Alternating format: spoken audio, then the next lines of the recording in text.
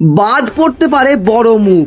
পাঞ্জাবের বিরুদ্ধে কেমন একাদশ নিয়ে নামবে কেকেআর। এবারের ইন্ডিয়ান প্রিমিয়ার লিগে একেবারে দিশাহারা কলকাতা নাইট রাইডার। গত ম্যাচে সানরাইজ হায়দ্রাবাদের বিরুদ্ধে ফ্লপ করেছিল কলকাতা নাইট রাইডার্সের ব্যাটিং অর্ডার। এদিন আঙ্কুশ রাঘবংশী ছাড়া কেউ বড় রানের ইনিংস খেলতে পারেনি।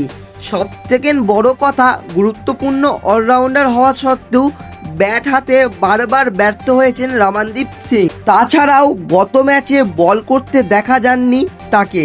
মূলত সেই কারণেই অনেকেই মনে করছে পাঞ্জাবের বিরুদ্ধে তাকে বাদ দিয়ে একাদশে নিয়ে আসতে পারে ক্যারিবিয়ান অলরাউন্ডার রোহমান পাওয়ালকে। এদিকে ক্যামেরন গ্রিন বল না করায় চিন্তায় পড়ে গেছেন কলকাতা নাইট রাইডার্সের ম্যানেজমেন্ট। যদিও শনিবার ইডেনে নেট বল করতে দেখা গিয়েছে এই অস্ট্রেলিয়ার অলরাউন্ডারকে, আশা করা যাচ্ছে তৃতীয় ম্যাচে ঘরের মাঠে তাকে দিয়ে কয়েক ওভার বল করাতে পারবে নাইট ম্যানেজমেন্ট। সূত্রের খবর, অস্ট্রেলিয়া ক্রিকেট বোর্ডও নাকি ইতিমধ্যেই গ্রিনকে বল করার অনুমতি দিয়েছে।